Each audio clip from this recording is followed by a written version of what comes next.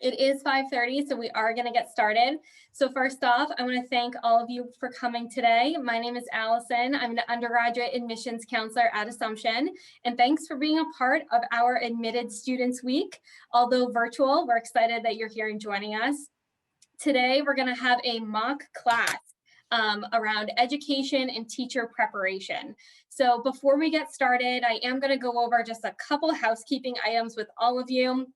If you could please just keep your computer muted throughout the presentation, unless a professor asks you to unmute yourself, just to eliminate any background noise, that would be great.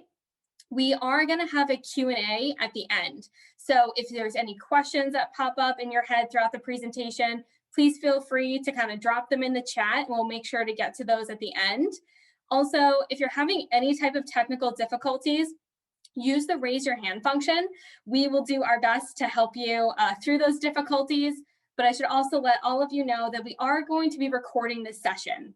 So if after the session tonight, you want to watch it as a refresher, or if you know anyone that couldn't attend, it will be available after tonight. So we're really excited to share that with all of you. So without further ado, I am going to introduce our faculty member tonight. So we have Professor Kathleen Stutz. She's with our education department, and she's going to be one leading us through this mock class. So without further ado, Professor Stutz, and I'll stop sharing my screen. Thank you. Thank you very much. Well, hello, everybody. And you know what? I see everyone's names. So if you wouldn't mind turning on your cameras, that would, if you can, that would be great, so that I can see, lovely, that I can see your faces. So I'm really excited to be here, and I'm thrilled that you decided to come and visit this. And we were just talking a moment ago, Allison and I, about Zoom fatigue and what it's like kind of sitting in front of a computer all day. And so I especially want to thank you for coming today. So I'm going to share my screen, and there is going to be opportunities for you to talk and maybe even use some breakout rooms. So so I'm going to share my screen and we'll get started. So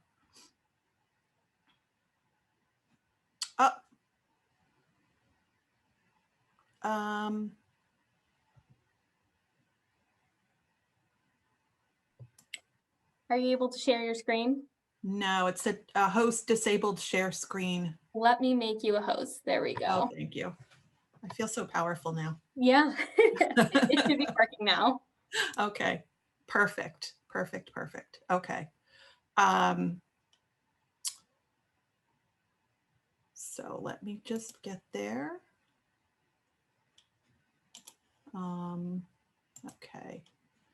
And what I'm going to do is I am going to share the link to the PowerPoint in the chat. So I'm just going to pull that up.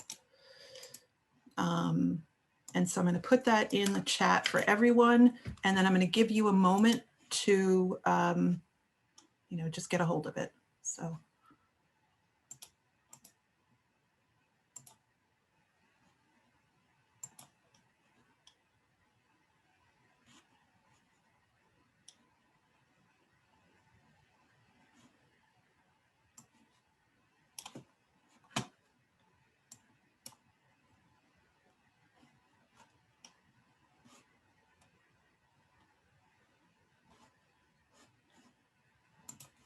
Somebody's just popped in.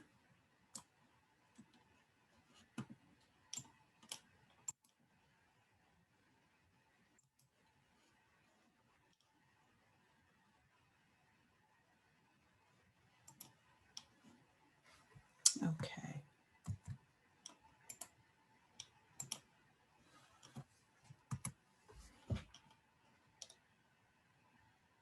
So I just sent that to you. So could you,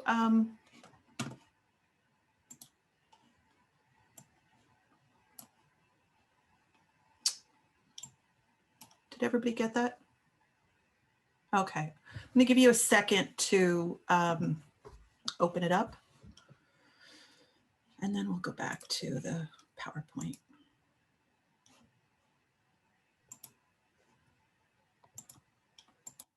Professor Stutz, I did click on it. I'm not sure if other students are seeing this. It's saying that I don't have access. Are other students seeing that same? So you guys can all see it? Okay, perfect. Maybe it's just me. And Yay. Oh, good. All right. as long as you guys can see it, that's what matters. Oh my gosh, it's, there's always something, right? All right. So I am going to also share my screen so you can see this, and we'll start talking. All right.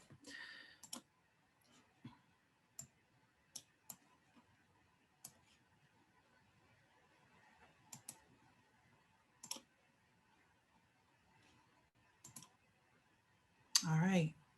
So here we are. So there's going to be times when I'm going to stop and talk to you. So again, can everyone see? Everyone's good to go? Thumbs up. Awesome. Lovely. Okay. It's been a year since this whole online hybrid Zoom, and I still feel like I'm getting the hang of it. So anyway, so again, I want to welcome you to this Assumption University, this kind of modified mock class. And I really hope we get a chance to talk through within the next hour or so, and we are going to. So if you're interested in teaching, let me just see a show of hands. How many of you think you're kind of deliberating? Oh, look at that. All right, awesome. How many of you who have just raised your hand, and don't get, I like to call people, so don't feel fretful if I call your name.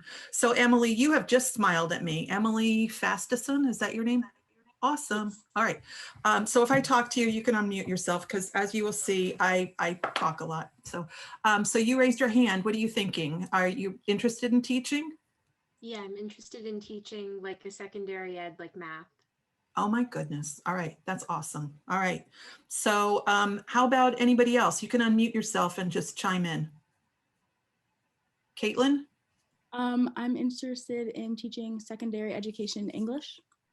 Oh my goodness. All right. We got 2 secondary people. Kylie? I want to do early childhood education, like second grade-ish, around there. Second grade. Awesome. Excellent. All right. So that's good. So if you do decide to come to Assumption, you will, and you do decide to take education, you will take EDU 101. So that's what we're going to talk about. So, all right. So pursuing, this is just, the reason I like this photograph so much is because the woman who's modeling there, the woman who, not modeling, that's not the right word, but the woman who's telling, sharing a story is one of our students. So this was taken just a couple of years ago. And her name's Stephanie. So it just, one of the things that we like to do is really help you get into the classroom and sort of get firsthand experience so that you really have a good sense of what it's going to be like working with students from kindergarten all the way up to 12th grade. So, okay. All right. So that's me, as you can tell.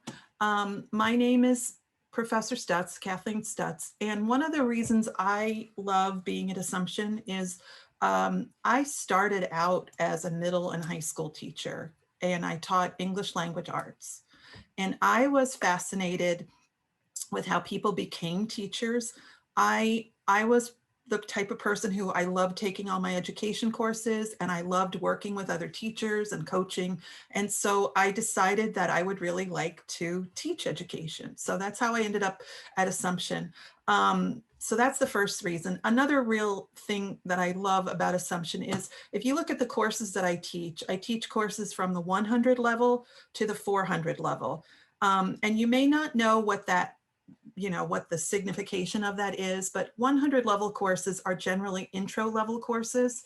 And 400 level are senior courses. So this semester, I am teaching EDU 101, which we're going to talk about in a moment, but I'm also teaching EDU 440, which is student teaching supervision. So I get to sort of see the range. And the other thing that I love about Assumption is that oftentimes I will see the same people working with them as student teachers that I met several years ago when they were taking EDU 101. So, you know, that's what I was doing yesterday. I was meeting with a teacher and a student teacher who's doing a remarkable job under these crazy circumstances.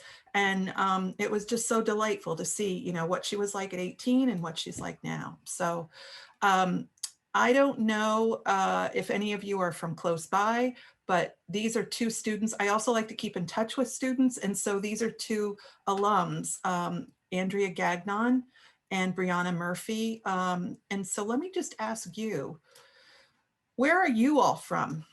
Because you may even know, it's not unusual for somebody to say, oh, I know that person. So why don't you just unmute and go around and tell me, you know, your first name and where you're from. Let's start with Caitlin. I'm Caitlin, and I'm from Ashland, MA. Great. Okay. How about John Schwartz? Hi, I'm Jack. I go by Jack. I'm from Beacon Falls, Connecticut. I'm sorry, I didn't hear. Could you say that a little bit louder? I'm Jack. I go by Jack anyways. I'm from Beacon Falls, Connecticut. Okay. Allie? Hi, I'm Allie. I'm from Danbury, Connecticut. Excellent. Okay. How about Christina? Oh, I'm Christina. I'm a current senior at Assumption, and I'm from Munson, Massachusetts. Oh, cool. All right. James? I'm James, and I'm from Grafton High School in Massachusetts. Excellent. Okay. All right. And then it looks like we've got Mackenzie. Yeah, I'm Mackenzie, and I'm from Trumbull, Connecticut. Okay. And Kylie? Hi, I'm Kylie. I go to Quabog in Warren, Massachusetts. Excellent. And it looks like Diego. I'm Diego, and I'm from Tingsboro, Massachusetts. Cool. All right. And I feel like there's, and we have Mia, Riley, and Adiana, I think. So Mia? Hi, I'm Mia. I'm from Quincy, Massachusetts. Oh, nice. Riley? Hi, I'm Riley, and I'm from North Kingstown, Rhode Island. Beautiful. Okay. And Adiana, I think. Did I say your name right? It's Adiana, but hi, I'm Adiana. I'm from North Andover, Massachusetts. Excellent. All right. Well, welcome, welcome, welcome. So, and did I hope I got everybody. So, Actually, you didn't get me. oh no. Okay. I'm Carly, and I'm from Holden, Mass. Beautiful. Okay. So if you're from Holden, you've gone to Wachusett. I actually go to Doherty and Worcester. Okay. All right. I'm getting everything wrong. So that's good. Okay. So here's what we're going to do over the next couple of moments. We're going to, again, we've done our introductions, and I'm going to talk a little bit about EDU 101 and its place in the curriculum.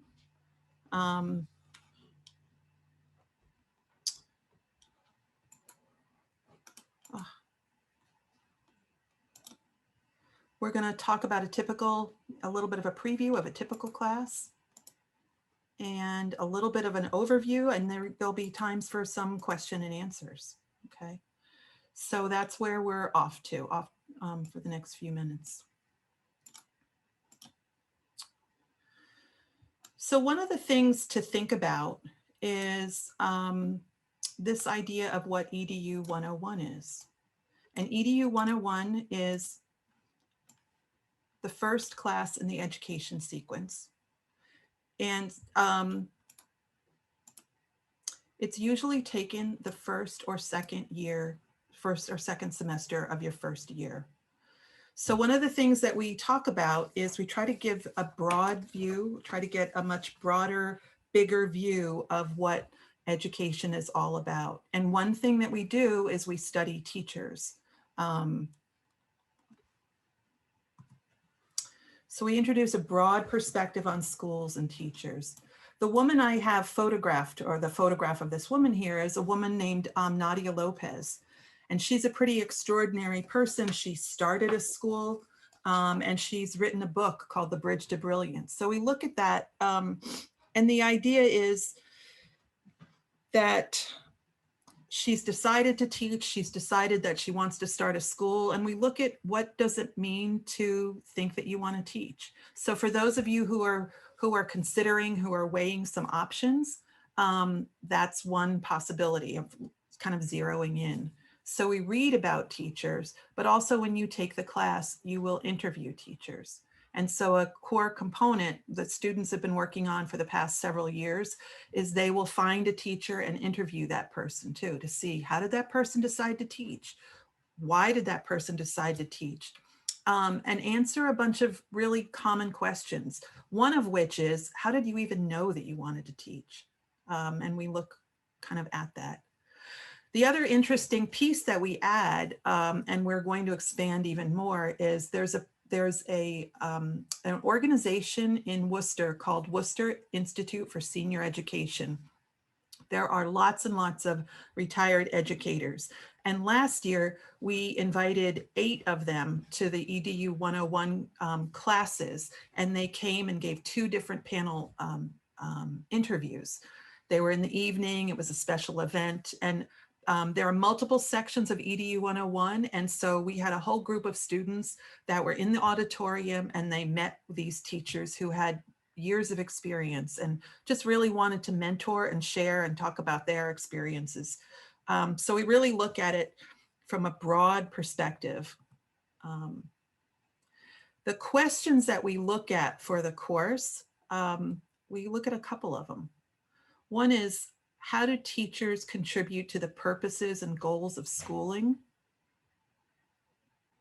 And the other is, another big question is like, what draws people to teach?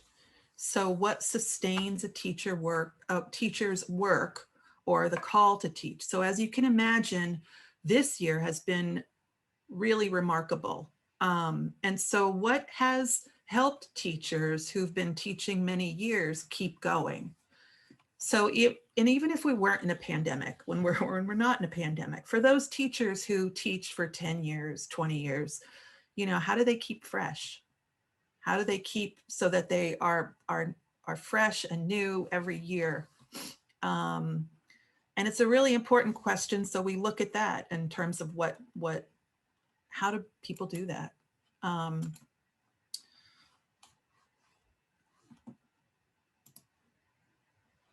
And we also really look at the purposes and goals of schooling, all right? Because teachers work within a school system. And so they're part of a larger organization that's really fundamental for our whole society, our whole community. So one of the things that we really talk about are, as curious as it might seem, is what are the purposes of schools and schooling? You know, we pay for public schools. Public schools cost quite a lot of money.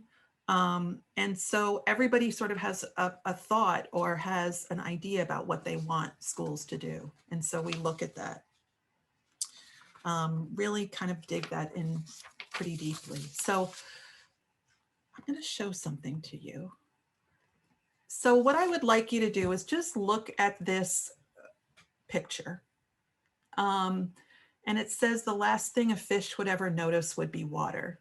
So at this point, you might be thinking, what in the world does that have to do with an education course? So just think for a moment, how might that relate to any study of education? So how might this quote match what you might be doing if you decided to study education? So I'm going to give you a second or two just to sort of look and think. And then what I'm going to ask you to do is, if you have an idea, just unmute yourself.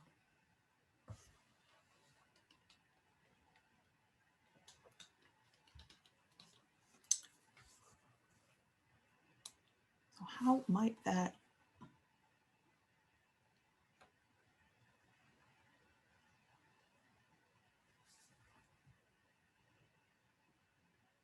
maybe stepping out of your comfort zone, or like just being more aware of what's around you?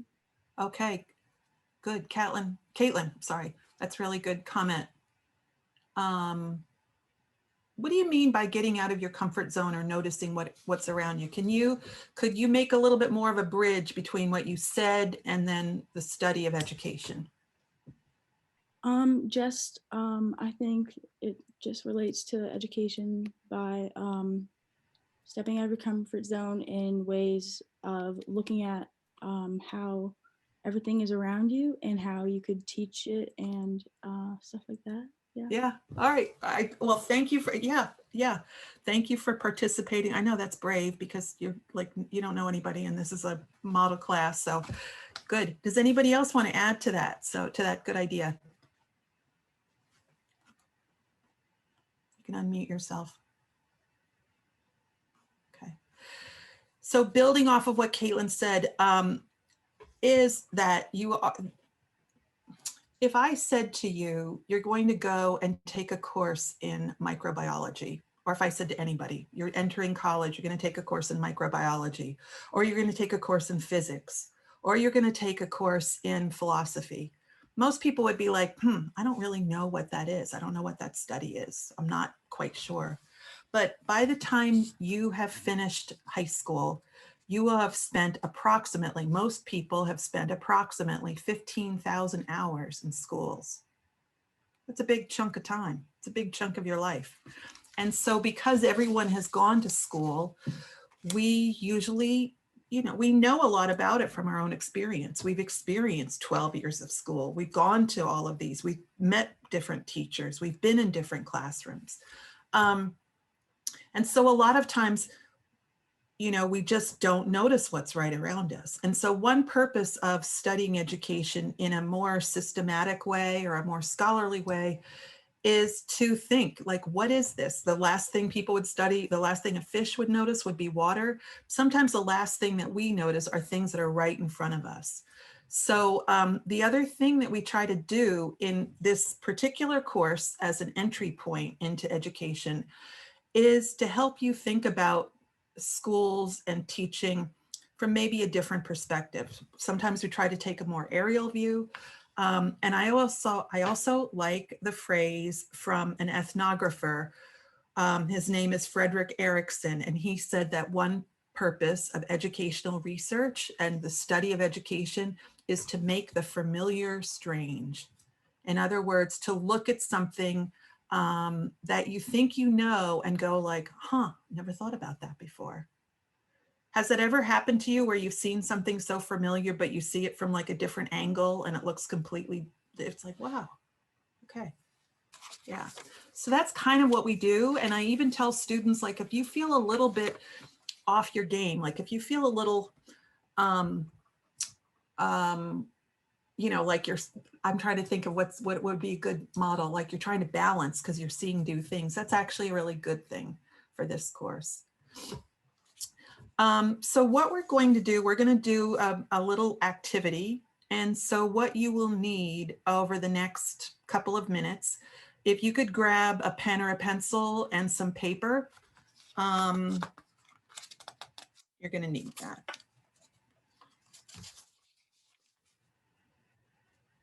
Right, so I'll give you a moment. And then once you have it, once you have everything close by, if you could just give me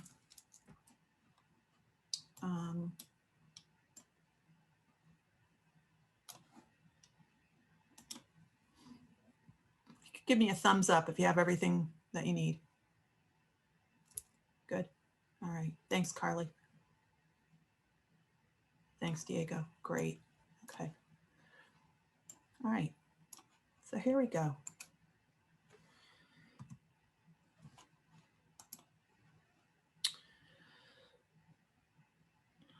So what we're going to do over the next few minutes is I'm going to show you several photographs. I'm going to give you a few minutes for each photograph, so you're going to have plenty of time. What I'd like you to do is, as you stare at each photograph, I want you to write down what you notice, maybe even what it reminds you of. All right, so what does it make you think of when you see that? We're going to do something, and this is typically what we do near the beginning of the class. We do this very concrete activity where we just look at different photographs and different images of schools. All right. So I'm going to start. This was the transition slide just because I like the way, I like the color of those blockers. So I was like, whoa. All right. So again, I'm going to take a few minutes per slide, and this is completely open-ended. So whatever you notice, whatever you see, just jot it down. Okay. So what do you notice? What stands out to you as you look at each photograph? And just a quick question, can everybody see clearly enough? Okay, great. All right.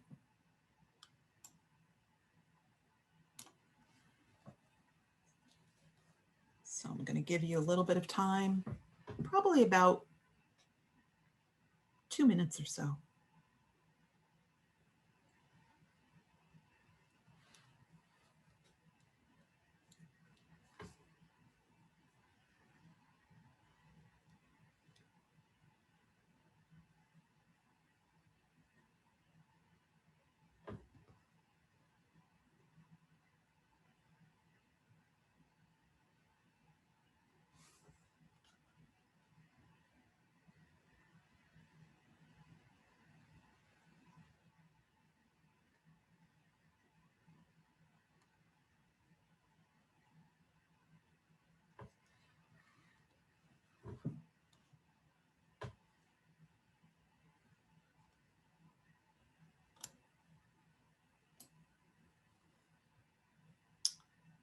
Okay, about 10 seconds, and I'm going to move on.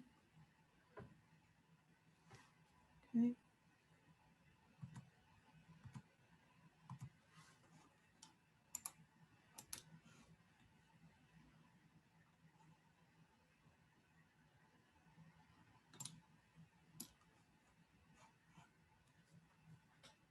All right. So you should be seeing a slide that says mid-20th century high school. So again, I'll give you a minute or two.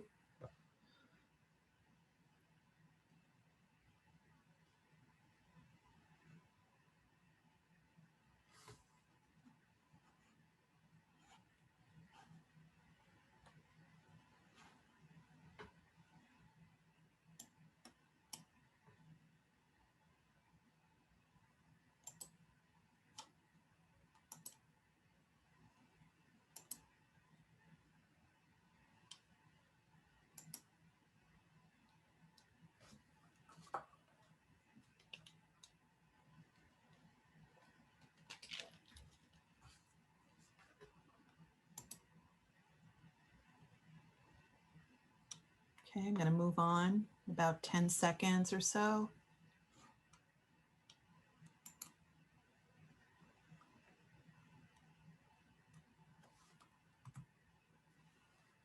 You should be seeing something that says a mid-20th century elementary school. So, you notice anything about that school? What strikes you as you look at it?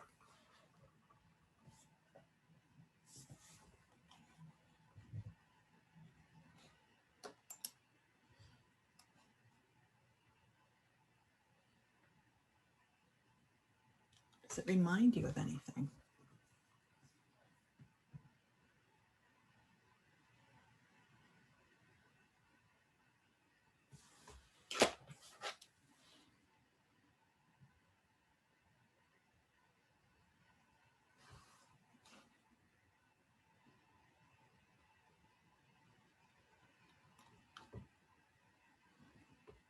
Okay, I'm going to give you another like 10 seconds, move on, and we'll move on.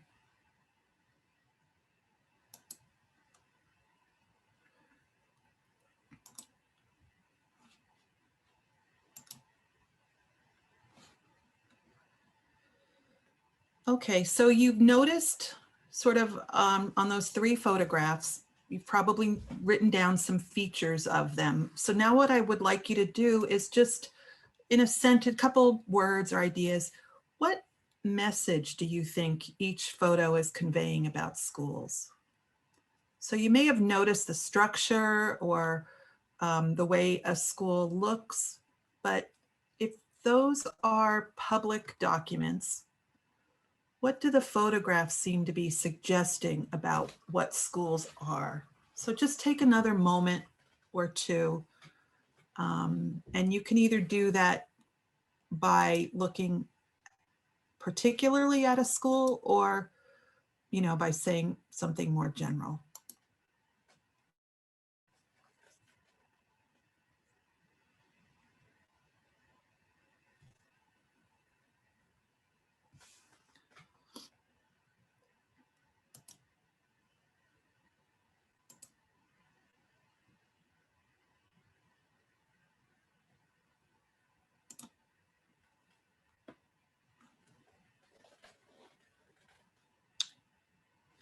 All right, I'm going to stop the share for a moment.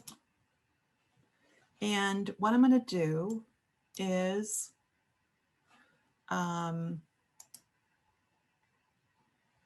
see if I can do this. Maybe I can't. Oh, I wanted to put you in breakout rooms.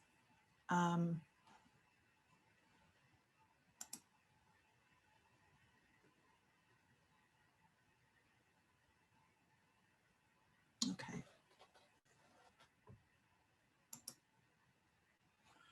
All right, I don't seem to have that on this feature. So what I would like you to do is, could anybody volunteer? What were some of the first observations? Any observations that you made?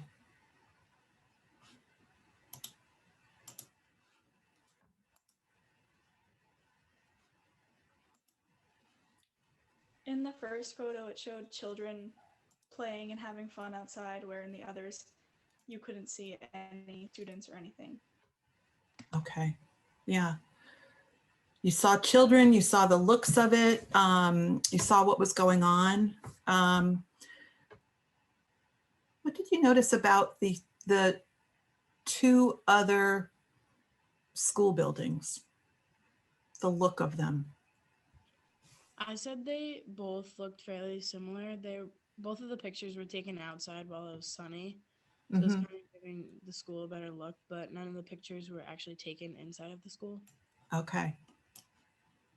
All right. Yeah. So I want you to think a little bit about also the structure of the building and how they look. They're made out of brick and there's a certain style to them. Did anybody notice the style of the two outdoor buildings, the two outside buildings, the elementary and the middle school? I noticed that there was a lot of windows on the outside of both of those buildings. Jack, you're just a little bit quiet. I noticed that there was a lot of windows on both of those buildings. Excellent. Okay. Excellent. Excellent. Okay. So we're going to move on and do this a little bit more, but think about what Jack said.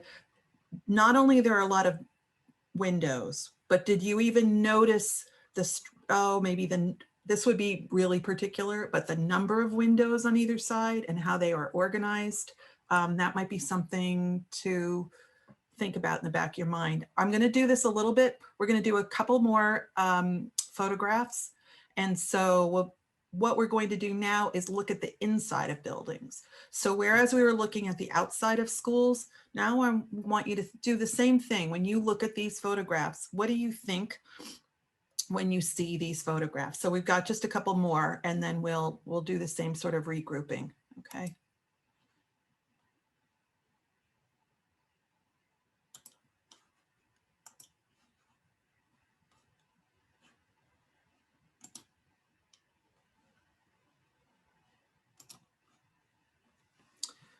So right now, you should see elementary school 1930s. Do you see that?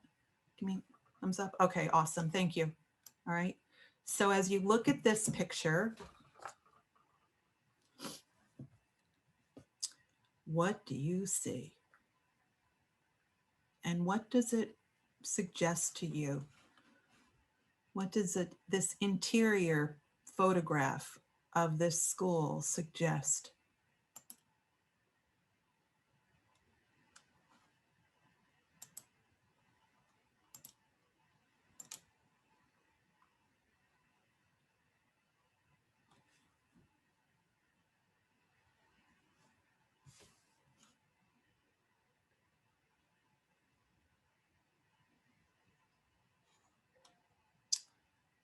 Okay, gonna go in another 10 seconds to show you 2 more photos.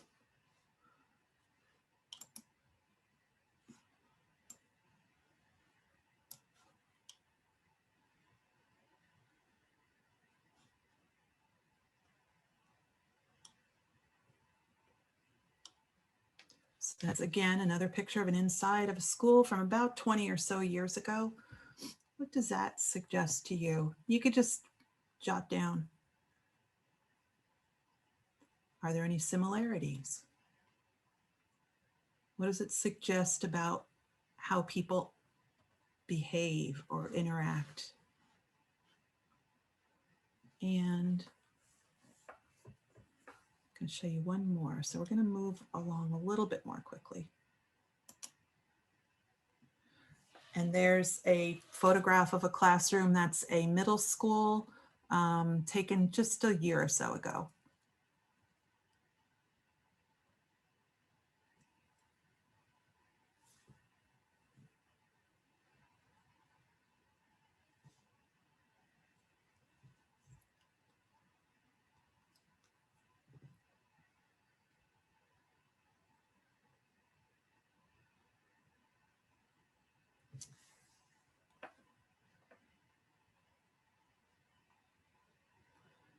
So you should be able to see also on the link that I shared. So I'm going to stop my share so that I can see your faces. And so what I would like, finish up any like lingering notes that you have or bullet points, but I'd be curious to hear your responses about that 3 sequence of interior spaces. So you saw the elementary school from the 1930s. You saw a high school classroom from about 20 some odd years ago. And you saw a middle school room from a year or so ago.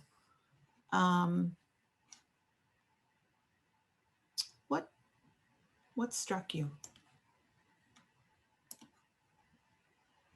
The arrangement of the desks is something that stood out to me, like how in the first 2 they were all like facing forward, and then in that last one with the tables and they were all collaborating and they were actually smiling. How many of you noticed something about the arrangement of the desks? Raise your hand. Awesome. All right. Now let's take that a little bit further. I don't know if you noticed this, but in the picture of the 1930s, did you notice anything about how the desks were situated? Any other detail about the desks? There was 2 students at every desk at that point. So Yep. Everybody was together. They're much closer, kind of seemed packed in. Yep, definitely. Anything else? This would have been like a super small detail. I don't even know. I could be wrong, but I think girls sat with each other and then the boys sat with each other. Yeah. A lot of times, yep. And there's one, oh, there's a chat. Pairs of 2, all, oh, great. Perfect. All focused on the teacher. All focused on the teacher. Did you notice that? The other thing about the furniture, elementary school classroom in the 1930s, pat yourself on the back if you even noticed this, but those desks were bolted to the floor. Okay. So the 1930s, the desks were bolted to the floor. The 1990s, what are the similarities? What other similarities did you see? Emily did a really nice job of sort of capturing the broad framework, but did you notice anything else about that? Did anything kind of make you think like, huh? I was just gonna say, like, for all 3 of them, it just has shown like how education has evolved and like kind of the same way the manner of it in terms of it being more inviting, I feel. Also like more colorful, literally and figuratively. Like first the one was black and white, and then there was nothing on the walls either. But then as you go through the photos, you see more things on the walls. The classroom's decorated a bit more. It's just a better environment to learn. Okay. Kaylin, if we were in a real class, I would ask you to stand up and take a bow because you've just captured a lot of really important things in what you saw. So congratulations, pat on the back. So the key thing, one of the key things to think about is each one of those photographs is showing you, oh, look, I like that, a little clap. I like the little icon. Thanks, Christina. Each one of those photographs is showing you the portrayal of how people thought schools should be or should function, and you're seeing this progression. The curious thing is, when you really think about it, is there that much difference between the 1930s and the 1990s? James, you're nodding.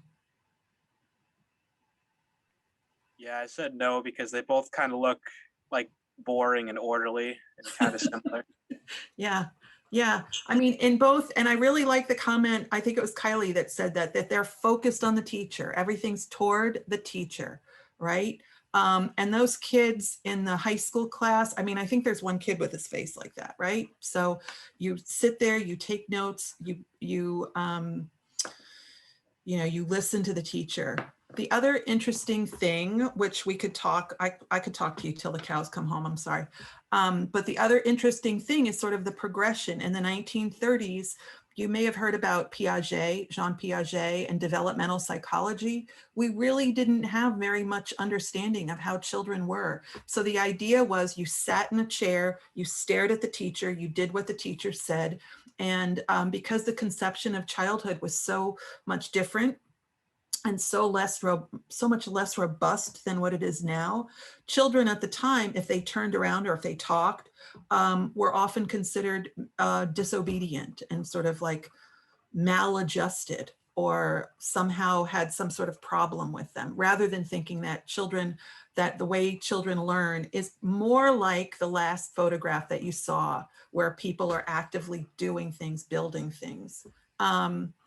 So one thing that we do is we think about, I know we're sort of running low on time, and I want to give you time for question and answers. So one of the things that we do throughout ED 101 is to look at things from a different perspective and to give you a broader view and thinking about how things are.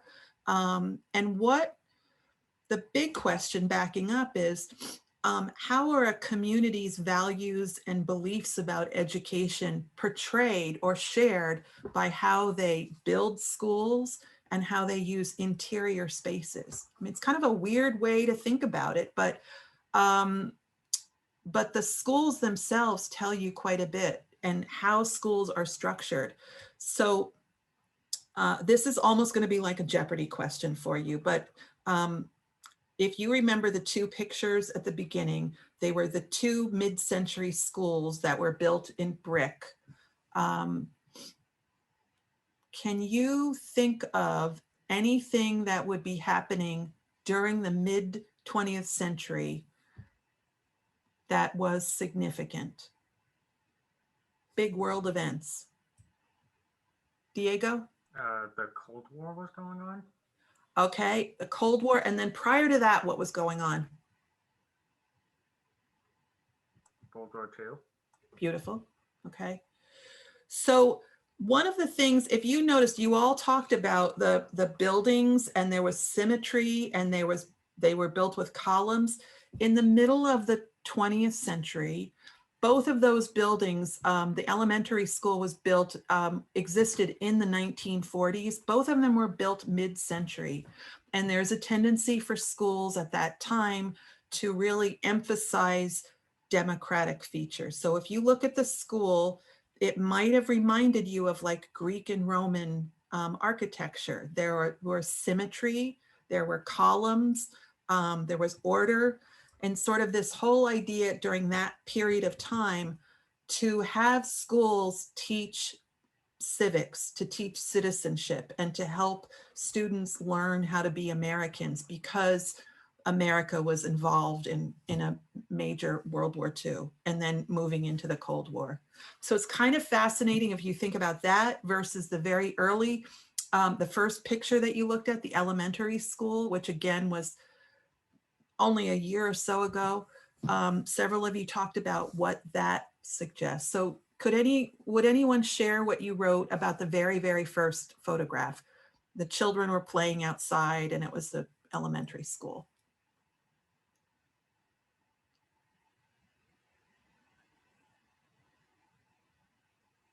I had noticed all of the colors, and then there was that part of the roof that was like flat, but then it went up a little bit, like, and then there was like a window that was a circle, like a lot of different shapes and colors and things like that. Yeah. So you see a big contrast between something that's very uniform and symmetrical. One side of the building is the same as the other side of the building with the two brick schools, versus the elementary school. There's a lot of appealing features. There's curves, there's difference, there's circles. The whole outdoors and the indoors is seen as a learning environment. All right, so it's more focused on what children are doing rather than sort of an abstract ideal. And so we'll continue to sort of see that, think about that. I know we're almost out of time, so I wanted to sort of come to an abrupt end, I guess, but you do have the link to the PowerPoint, and I would absolutely love to talk to any one of you if you are interested in the ED program and you want to shoot me an email. I'd be more than happy to talk to you, or to even have another Zoom call. So I know I'm doing exactly what we ask students not to do, which is I'm just sort of leaving you without a closure to the lesson, but I want to make sure that you have time to ask any questions. So thank you very much for your participation. Thank you, Professor Stutz. Definitely appreciate it. I definitely like that activity. I thought that was pretty fun. Now it's time for all of you to kind of have your moment, ask any questions that you have.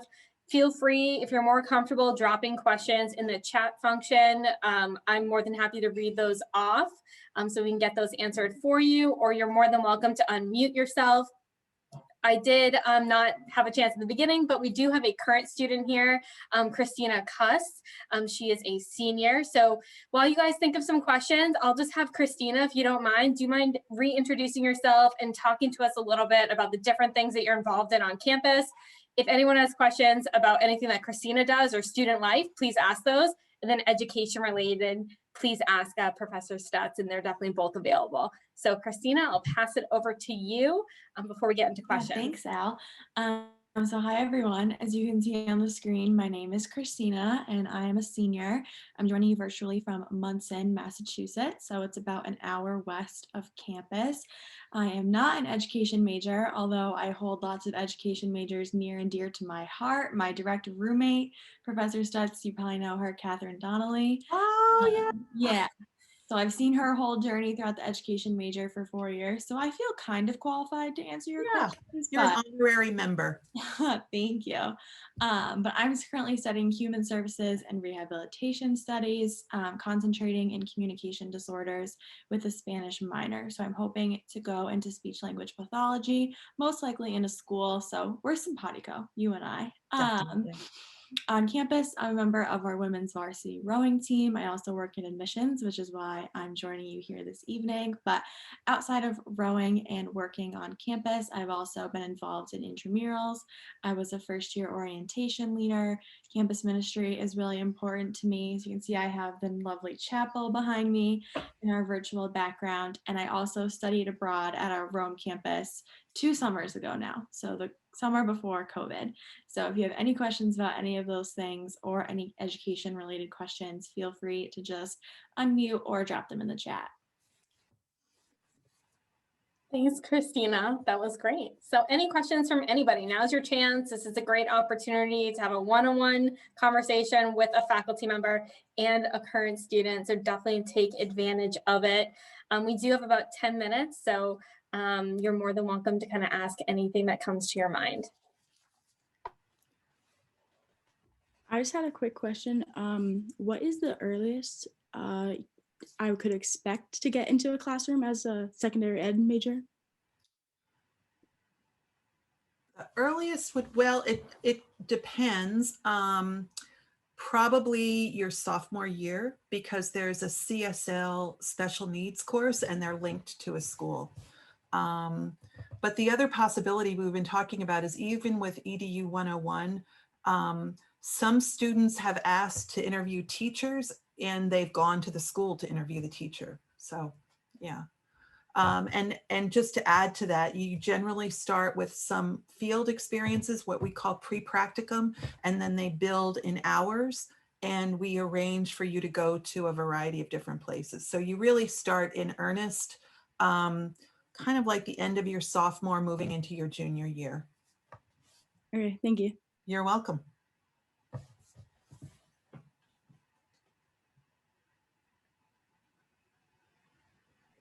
Any other questions? Please don't be shy. They can be about anything, about education, about being a student at Assumption, anything that comes to mind.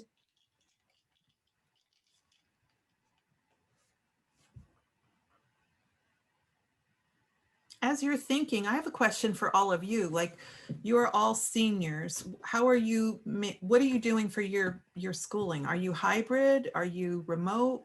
Are you in person? What are you all doing? My school is doing the hybrid model. Okay. I am also in hybrid. My school is also doing hybrid. I'm also hybrid. It looks like we did get a question in the chat, so thank you for submitting that. So the question is, would you recommend taking early childhood education as a major, and then you can take special needs education courses as a minor? Also, how many minors can you take with a major? This is from Kaylee. So Assumption has, the early education would be grades 1 through 6. And so if you did that, you would take some special ed courses with it. So a lot of students take teaching students with special needs. And then another course that you could also opt in is classroom management, which is very popular. So elementary ed and special ed go beautifully together. And what a lot of students decide to do is, you wouldn't minor in special ed. What you could do is major in elementary ed. And then we have a master's degree program where a number of students start their junior senior year. So it's a 5-year program, and you would end up with a bachelor's degree in elementary education, as well as a master's degree in special education. And here's why that's kind of a good thing. You would finish with an elementary ed teaching license, which is at the first level of teaching license, which is called an initial license. And after you have a teaching license in Massachusetts or most other states, after about 5 years, you have to go to the next level of teaching license, which in Massachusetts is called a professional license. And you're required to do advanced work. If you are an elementary ed major, if you have an elementary ed license, if you get a master's degree in special education, that checks the box, that fulfills the criteria to have a professional license. So you would graduate with those 2 licenses, and it's a really terrific idea because schools are always interested in people who have a special ed license. So, and it's moderate disabilities. So that's a great question. I don't know how many minors students can take. I think it just depends. The elementary ed and the secondary ed major, you also have a concurrent like liberal arts or science major. I do know that there are students who've done that and then they've had a minor, but I think it would be a little unusual to have more than 1 minor, given it's almost like a double major with education. So that with the minor, to my mind, I can't think of anybody who's had 2 minors plus that. I guess it would just depend. Okay. Any other questions?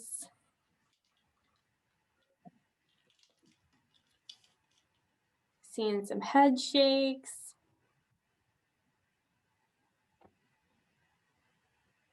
Any questions from anybody? If not, we can definitely wrap up. I'm not seeing any. So Professor Stutz, are you able to put your email address in the chat function for these students if they wanted to reach out to you after the fact? I certainly can. That would And be it's awesome. also on the link. It's the link of the, that, I can't even speak anymore. Oh my goodness. All right, there's my email. And definitely feel at all, you know, and I'm not joking. If you wanted to set up a Zoom meeting and talk face to face, I'm good, even though people don't want to be on Zoom, but I'm perfectly fine with that. Any emails that you have, I would be happy to talk with you. Okay. Awesome. Well, thank you so much, Professor Stutz. And her email address is in the chat function. So if you want to grab that real quick, write it down, take a screenshot, you have that accessible to you. We want to thank you all for coming. Again, this is an exciting week. This is such an exciting time for all of you. Congratulations again on being admitted to Assumption.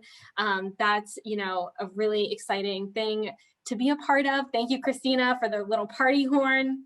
I hope you guys are planning on joining other events during our Admitted Students Week.